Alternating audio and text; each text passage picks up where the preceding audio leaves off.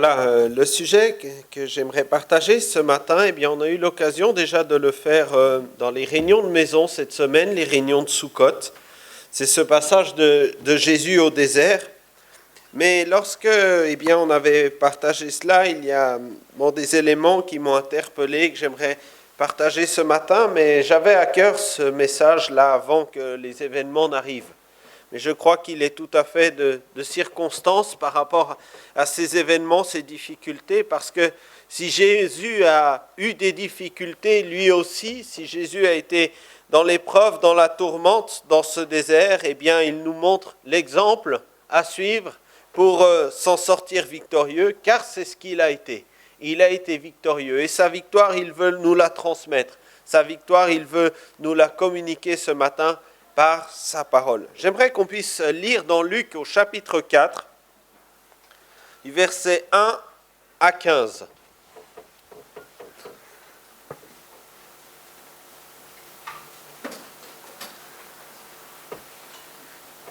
Luc chapitre 4, versets 1 à 15.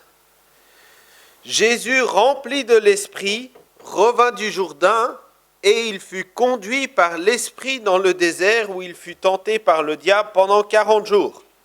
Il ne mangea rien durant ces jours-là, et après qu'ils furent écoulés, il eut faim. Le diable lui dit, « Si tu es fils de Dieu, ordonne à ces pierres de devenir du pain. » Jésus leur répondit, « Il est écrit, l'homme ne vivra pas de pain seulement. » Le diable, l'ayant enlevé, lui montra, en un instant tous les royaumes de la terre, et lui dit, « Je te donnerai toute cette puissance et la gloire de ces royaumes, car elle m'a été donnée, et je la donne à qui je veux. Si donc tu m'adores, elle sera toute à toi. » Jésus lui répondit, « Il est écrit, tu adoreras le Seigneur ton Dieu, et tu le serviras lui seul. » Le diable le conduisit encore à Jérusalem, le plaça sur le haut du temple et lui dit, « Si tu es fils de Dieu, jette-toi d'ici en bas, car il est écrit, il donnera des ordres à ses anges à ton sujet, afin qu'ils te gardent. Et ils te porteront sur les mains, de peur que ton pied ne heurte contre une pierre. » Jésus lui répondit, « Il est dit, tu ne tenteras point le Seigneur ton Dieu. » Après l'avoir tenté de toutes ses manières, le diable s'éloigna de lui jusqu'à un moment favorable. Jésus, revêtu de la puissance de l'Esprit, retourna en Galilée, et sa renommée se répandit dans tout le pays d'alentour. Il enseignait dans les synagogues, et il était glorifié par tous.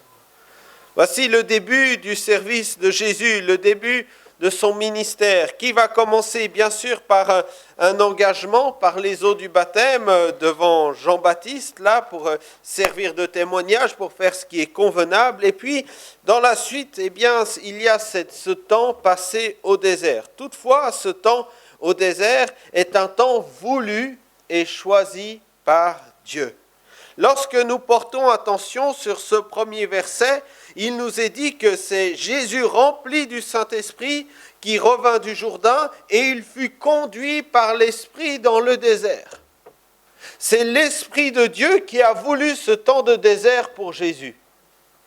Ça n'est pas uniquement la circonstance, la difficulté, ça n'est pas le pouvoir du diable qui a précipité Jésus dans le désert, mais c'est la volonté de Dieu, c'est l'Esprit de Dieu lui-même qui conduit Jésus dans le désert. Ne pouvons-nous pas, nous aussi, accepter que quelquefois, dans notre foi, dans notre marche avec le Seigneur nous fasse aussi passer par des déserts?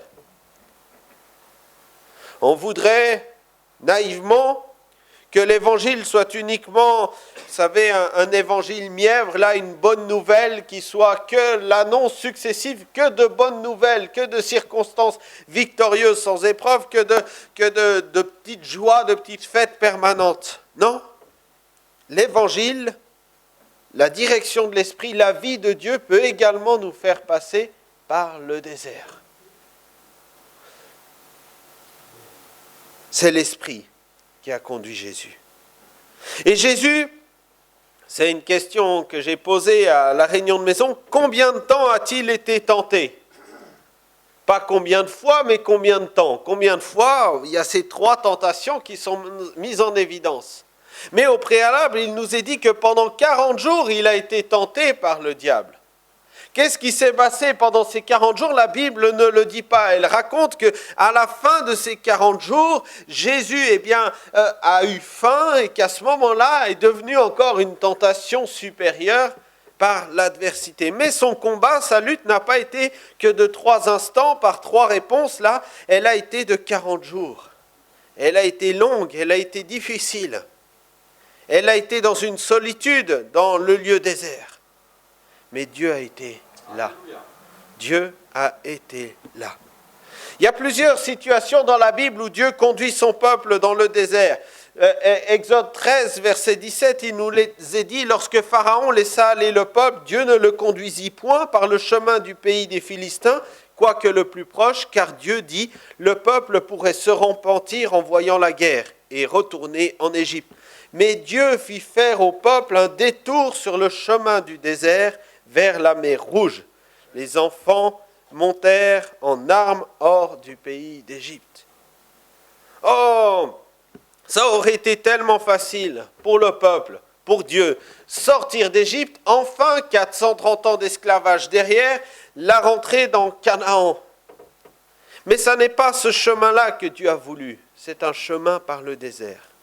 C'est un chemin par la formation, c'est un chemin par l'école de Dieu, c'est un chemin par la persévérance, c'est un chemin par l'instruction afin d'élever le peuple, afin de le conduire, afin de le diriger, afin de le faire entrer non pas uniquement dans un territoire, mais bien plus dans une promesse, dans une espérance, dans un culte à Dieu.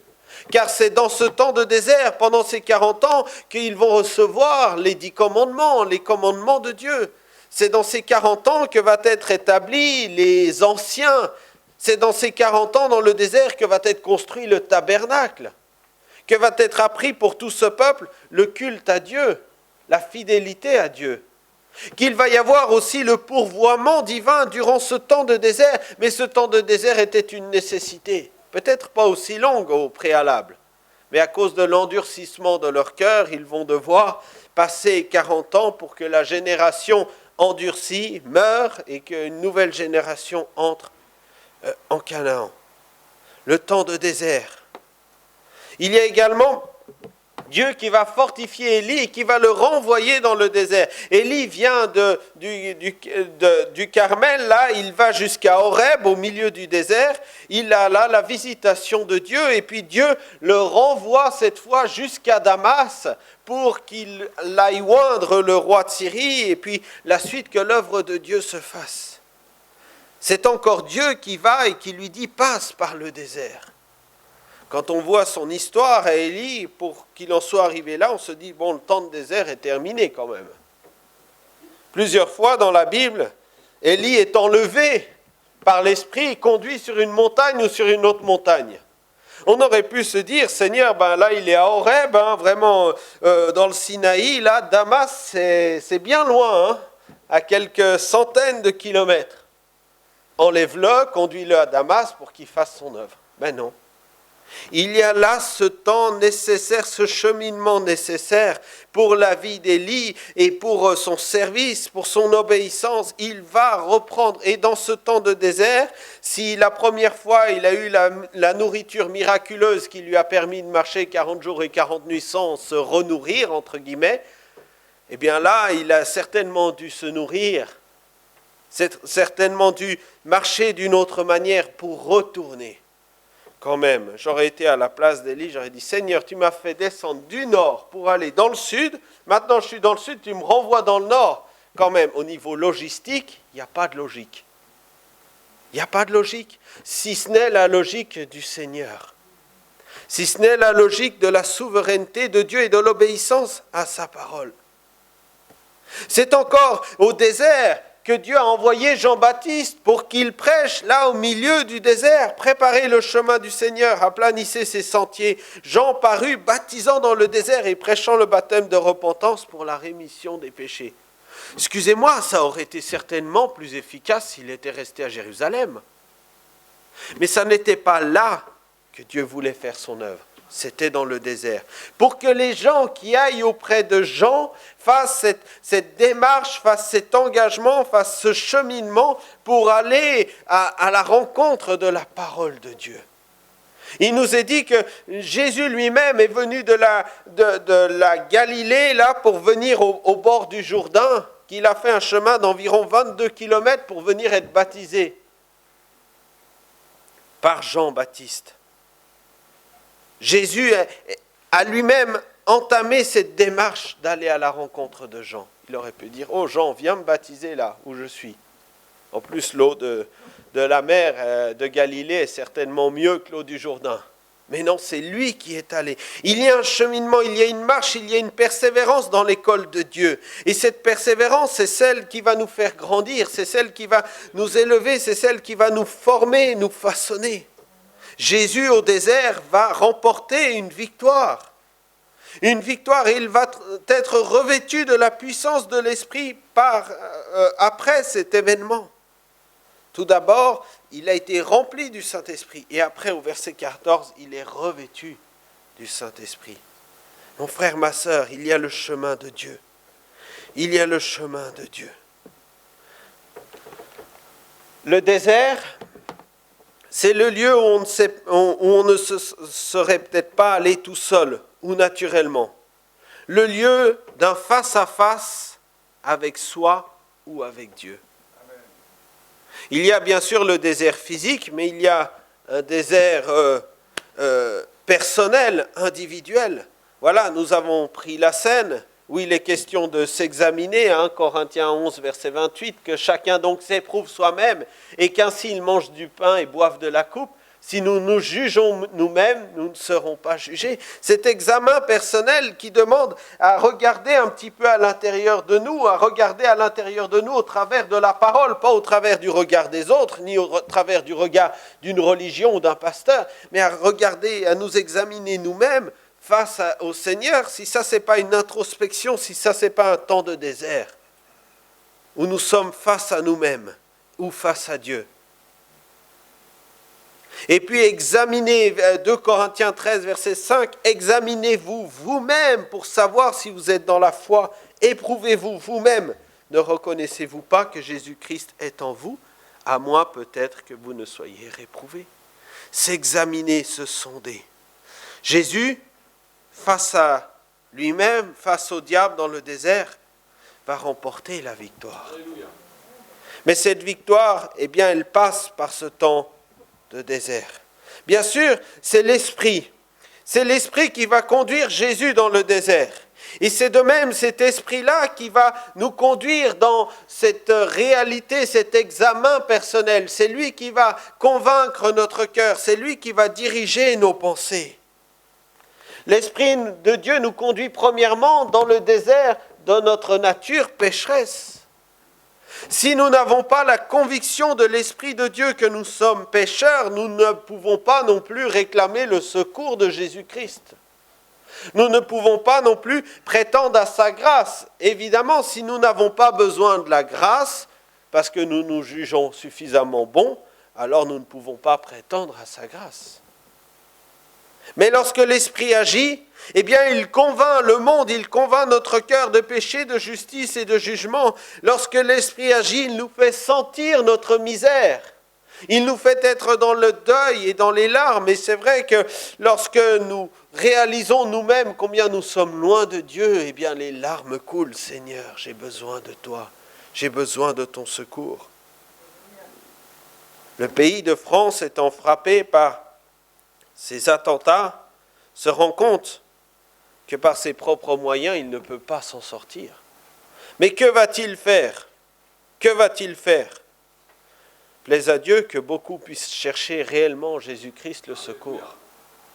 Je crois que les autorités vont mettre en place tout un tas de systèmes pour essayer de contrer avec les moyens qu'ils ont, des moyens humains, des moyens militaires, des moyens de justice, de police, pour essayer de contrer. Mais ils n'ont pas compris la misère.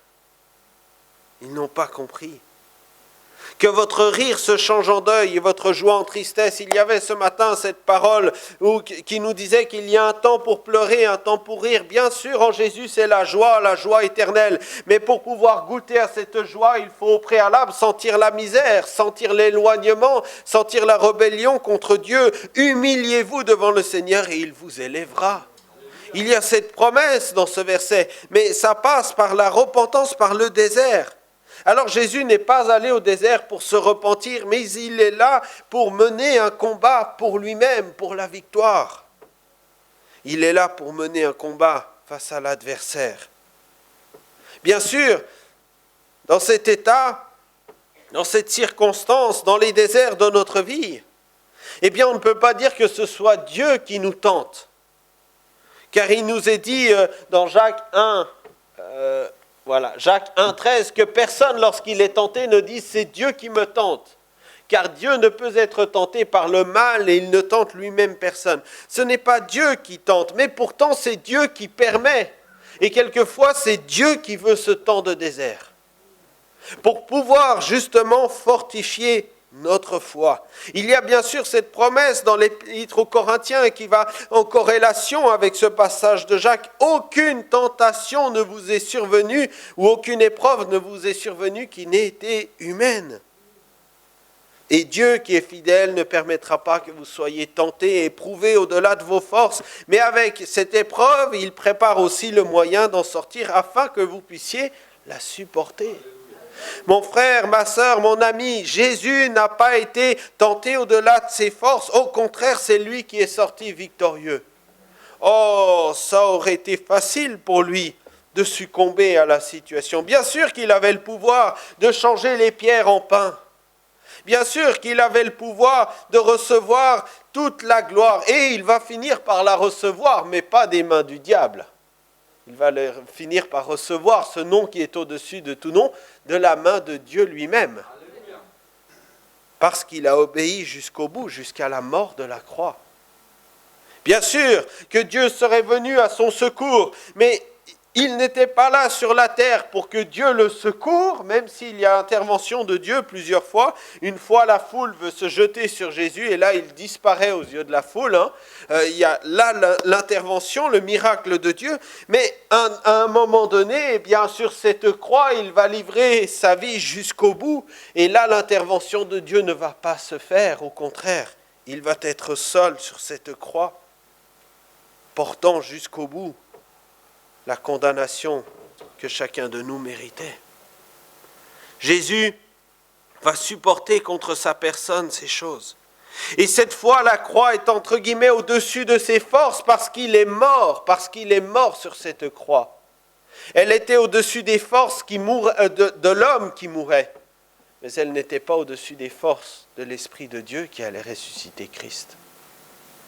C'est vrai, dans la persécution de ce monde, il y a des frères et sœurs qui sont secourus miraculeusement, il y en a d'autres qui meurent. Avec la jeunesse, nous parlions hier de Shadrach, Meshach et Abednego qui ont été délivrés de la fournaise ardente. Oui, le miracle a eu lieu pour eux. Mais d'autres, dans la même parole, sont morts. Sont morts à cause de la persécution, à cause du mal. Pourquoi les uns et pourquoi pas les autres ? Ça, c'est un mystère.